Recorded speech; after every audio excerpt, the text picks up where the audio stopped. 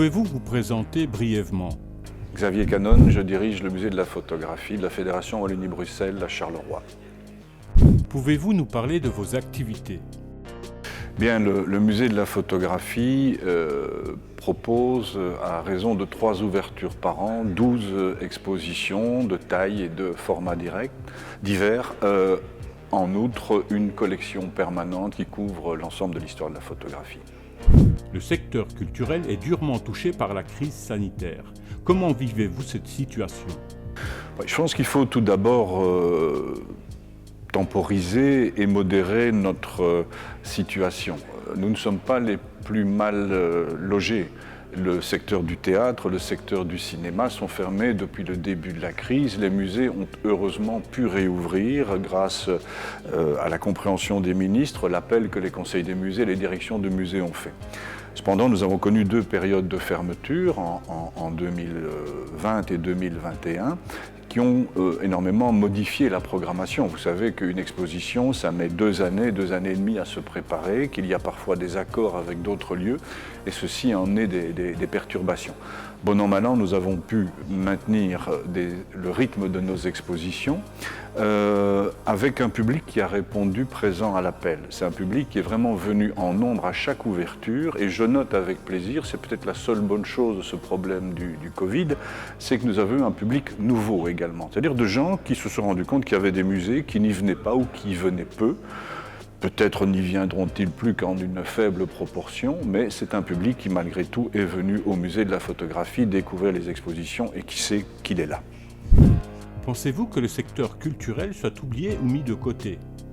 Si je prends l'ensemble du secteur de la culture, il est difficile de dire que c'est un secteur qui a été privilégié par les différents gouvernements ou les différents responsables traitant de la culture.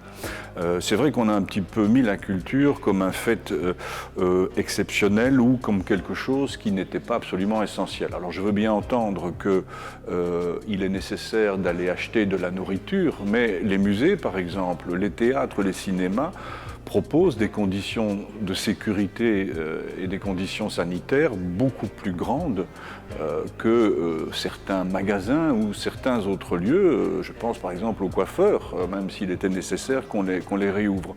Donc je pense que la culture est passée un peu au second, voire au 3e plan. Maintenant, je veux encore relativiser, c'est très bien de critiquer, mais il faut aussi comparer ce qui est fait ailleurs. Je signale que les musées en France sont toujours fermés. Et que des villes comme Paris sont immensément vides, alors que les Parisiens, par exemple, pourraient, sans l'afflux des touristes étrangers, profiter des musées. Donc nous ne sommes pas les plus mal lotis, les musées dans la culture ne sont pas les plus mal lotis, mais on aurait sans doute espéré beaucoup plus pour les théâtres et les cinémas qui vivent une situation qui est réellement dramatique au niveau de l'emploi. Depuis le début de cette crise, est-ce que l'émergence des nouvelles technologies vous a aidé? Alors, nous étions déjà fort présents sur Internet, sur les réseaux sociaux, et il est certain que dans les périodes de fermeture, avec le télétravail qui était d'application, c'est-à-dire avec un personnel qui était strictement limité à l'intérieur du musée, nous avons renforcé notre présence, que ce soit par des posts qui ont été faits, que ce soit par des informations, par des choses beaucoup plus régulières, par des images qui correspondaient à l'actualité. Nous avons essayé de rester présents dans les périodes de fermeture. D'autre part, nous avons profité des périodes de fermeture, puisque le public n'était pas autorisé à venir au musée, pour faire une série de travaux de réaménagement qui d'habitude nous obligent à fermer des secteurs. On a pu ainsi éclairer le jardin du cloître parce qu'il fallait faire des travaux d'amener d'électricité. On a pu refaire les planchers de certaines salles, repeindre entièrement certains secteurs, toutes choses qui auraient pris 1 an, voire 2 ans pour être faites. D'autre part, le fait que nous ayons un public nouveau a permis aussi, par l'enquête que l'on fait systématiquement à l'accueil, de,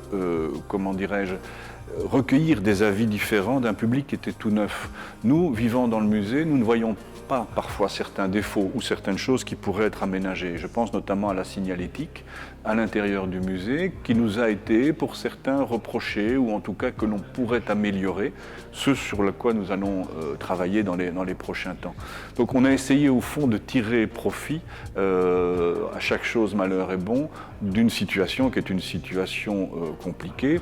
outre bien entendu toutes les difficultés de circulation dans le musée lorsqu'on a réouvert, c'est-à-dire de se trouver avec des circulations. Un musée, ce n'est pas nécessairement prévu pour une crise sanitaire, donc il a fallu gérer un peu le flux de la circulation et bien entendu aussi les réservations qui sont obligatoires, créer un système pour que les gens ne se tamponnent pas dans les entrées, et pour qu'on ait aussi cette possibilité de disposer à certains endroits des gels liquides et de faire désinfecter. Donc tout a été une organisation, mais comme dans la plupart des musées, et de ce cas-là, nous n'avons pas été critiqués, au contraire, on a plutôt été même félicités d'avoir été au-delà même des recommandations. Comment voyez-vous l'avenir proche et à long terme de la culture ? Alors l'avenir proche, je ne le vois pas, puisque je pense que, comme tout citoyen, nous attendons des nouvelles de cet allègement que l'on nous promet pour le mois de mai, pour le printemps. Mais notre souhait, c'est de pouvoir maintenir nos activités puisqu'elles étaient prévues depuis très très longtemps. Donc il y a un rythme, il y a des coproductions, comme je le disais, qui nous obligent à maintenir une programmation jusqu'au moins 2 années. D'autant que des choses ont été reportées à cause de cette crise. La question qu'on se posera peut-être, c'est celle au fond de la proximité des publics. C'est aussi peut-être une réflexion que l'on pourra mener sur la nécessité d'amener des expositions de l'étranger. C'est une question, je n'ai pas encore d'avis. Il est certain qu'un musée comme le nôtre, qui a une vocation internationale, ne pourra pas travailler qu'avec des artistes locaux ou voisins, mais cela posera sans doute des questions en termes financiers. Et aussi, l'argent qui a été avancé à la population ou par toute une série de secteurs par le gouvernement, ce qui est parfaitement normal, devra être payé un jour. Et je ne sais pas du tout qui le paiera et quels sont les secteurs qui en souffriront.